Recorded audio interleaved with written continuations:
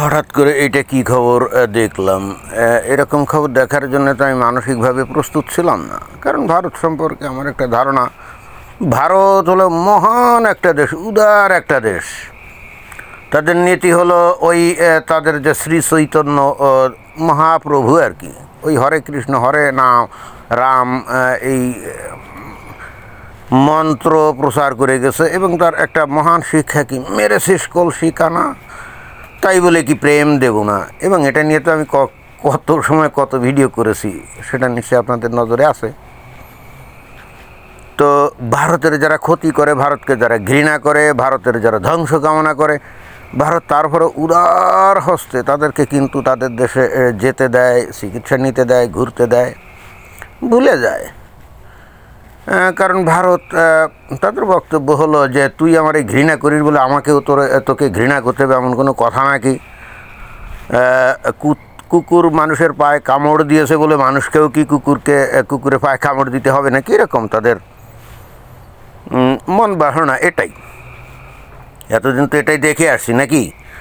তো এখন ঘটনা হচ্ছে, কথা নেই বার্তা নেই, এই যে বাংলাদেশে এক সময়ে বাংলাদেশের জাতীয় দলের ফুটবলার ছিল কায়সার হামিদ, তার মেয়ে কারিনা কায়সার হঠাৎ করে না হলো, অসুখটা অনেক দিন ধরেই ছিল, কিন্তু হঠাৎ করে প্রচণ্ড অবনতি ঘটার কারণে এবং প্রচণ্ড অসুস্থ হয়ে যাওয়ার কারণে তাকে খুব দ্রুত কিন্তু উন্নত চিকিৎসার জন্যে চিকিৎসা নিতে হবে। এখন কেন জানি বাংলাদেশের মুমিন মুসলমানদের দেশ, এখানে ইসলামের চিকিৎসা বাদ দিয়ে নবীর চিকিৎসা, ওই ঝাড়ফুঁক দেওয়া, তারপরে ওই যে লোহা গরম করে সেকা দেওয়া, বা ওই শিঙ্গা ফুকানো টুকানো, এগুলো শিঙ্গা লাগানো, এগুলো বাচ্চা দিয়ে কেন এই মুশরিকদের দেশ হিন্দুদের দেশ মুশরিকদের দেশ ভারতে কেন চিকিৎসার জন্য যাচ্ছে, এটা নিয়ে কিন্তু আমার একটা আক্ষেপ ছিল।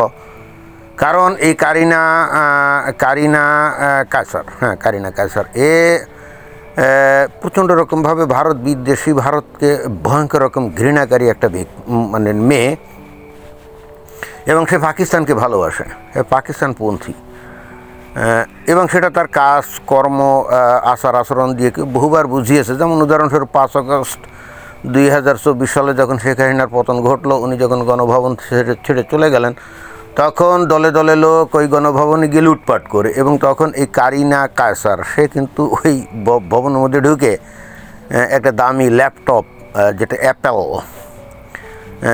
ল্যাপটপ, সে কিন্তু সেটা ওখান থেকে নিয়ে আসে, এবং এটা সে আবার কন্টেন্ট ক্রিয়েটর, তো এই জন্য সে আবার এটা কন্টেন্ট তৈরি করার সময় এটা আবার দেখাইছিল। তো যে ব্যক্তি এই শেখ হাসিনার বাসা লুটপাট করছে, সে নিশ্চিতভাবেই ভারতকে ভালোবাসার কথা না, তাই না? এবং তার বিভিন্ন সময় বিভিন্ন কথায় সেটা আমরা জানি, এবং সে প্রচণ্ড রকম পাকিস্তান প্রেমী, সেটা তার কার্যক্রম দিয়ে প্রমাণিত। কিন্তু তারপরও আমরা তো অবশ্যই এটা কামনা করি না যে সে অসুস্থ হয়ে গেছে এই জন্য সে বিনা চিকিৎসা মারা যাবে, তা না।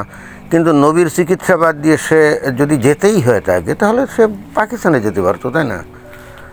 সেখানে সে ভালো চিকিৎসা নিতে পারতো, কিন্তু এটা বাদ দিয়ে সে কেন ভারতের চেন্নাইতে যাওয়ার জন্য এত উদ্বাহ নৃত্য শুরু করলো।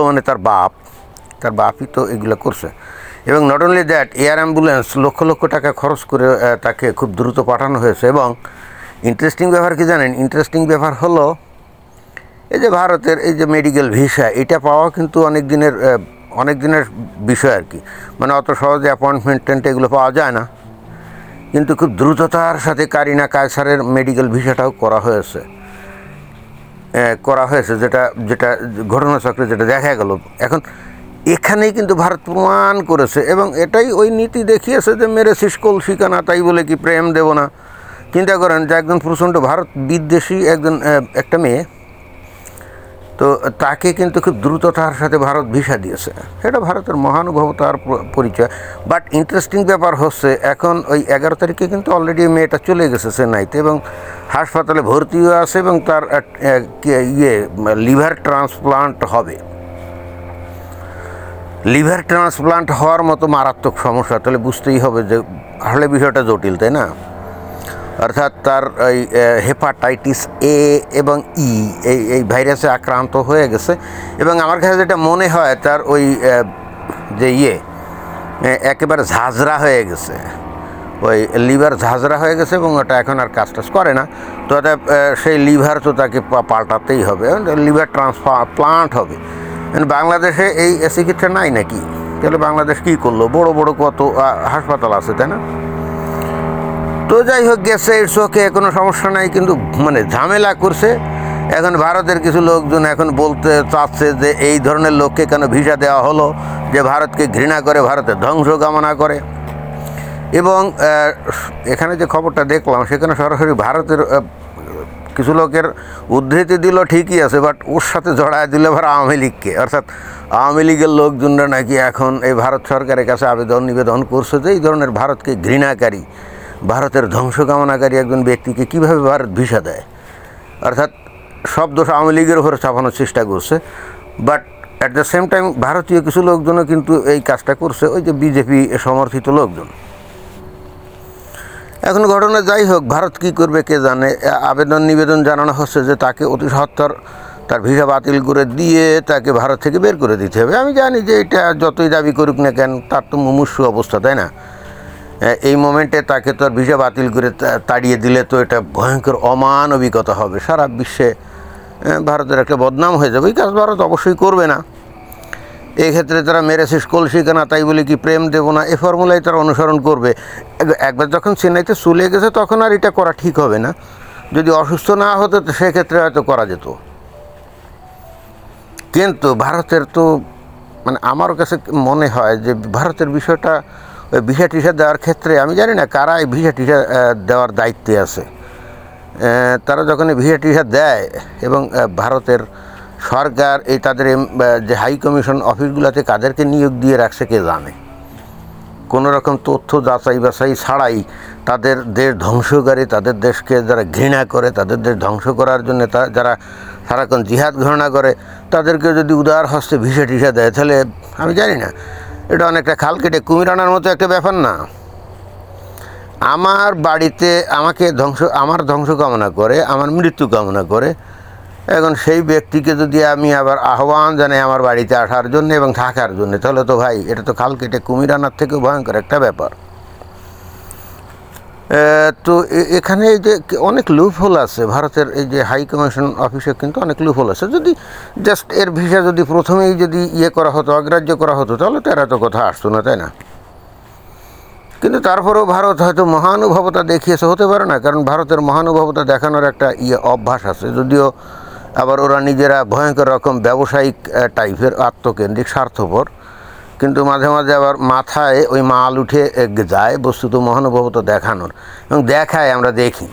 এর আগে যে সার্জিস আলম, যারা নাকি ভারতের বিরুদ্ধে জিহাদ ঘোষণা করেছিল, 7 সিস্টার্স দখল করবে, তারপরে কি শিলিগুড়ি করিডোর দখল করবে, এই ধরনের যে ঘোষণা দিয়েছিল না, সার্জিস আলম, তার বাপরে নিয়েও নাকি সে ওই ভারতে গেছিল চিকিৎসা করাতে। তো সেক্ষেত্রেও ভারত উদারভাবে তাদেরকে ভিসা দিয়েছিল, সাহায্য করছিল। যাই হোক, ঘটনা নজরে পড়লো, এই জন্যে কিছু বকর করলাম আর কি। ভারত কি তাদের রাষ্ট্রীয় নীতি অবলম্বন করবে, পররাষ্ট্র নীতি অবলম্বন করবে, এটা তো তাদের ব্যাপার, তাই না? কিন্তু এই সর্বপ্রথম ভারতের ভিতর থেকে এই ব্যাপারগুলোতে দেখলাম যে একটা প্রতিবাদ উঠলো। অতীতে কিন্তু এই বিষয়গুলো নিয়ে ভারতের লোকজন তেমন মাথা ঘামাতো না, কিন্তু this is the first time I noticed some people from India protesting against this incident. Obviously some Awami Leaguers joined them, কিন্তু ভারতের মধ্য থেকেও বিষয়টা উঠছে। অর্থাৎ এখন ভারতের মধ্য থেকেও এই দাবি ওঠা শুরু করছে যে ভারতকে যারা ঘৃণা করে, ধ্বংস কামনা করে, তাদের কী কারণে ভারতের ভিসা দেওয়া হবে। দেখা যাক কি হয়। তবে আপাতত চলেই গেছে, যখন তখন চিকিৎসা নিয়েই আসুক। এর মধ্যে ভিসা বাতিল করা এটা হবে খুবই অমানবিক, অন্যায়। একবার ভিসা যখন অ্যালাউ করে ফেলছেই আর স্রেফ মজা নেওয়ার জন্য তো আর যায় না, চিকিৎসার জন্য গেছে, জীবন বাঁচানো, তাই না? এক্ষেত্রে ভারতের কোনো রকম উল্টাপাল্টা আচরণ করা এটা যথাযথ হবে না, অমানবিক হবে। ভিসা যখন একবার অ্যালাউ হয়ে গেছে medical, it's okay, later get the proper treatment there. এটা তো ভারতের জন্য একটা সুখ্যাতির ব্যাপার যে they are able to perform liver transplantation, right? ধন্যবাদ।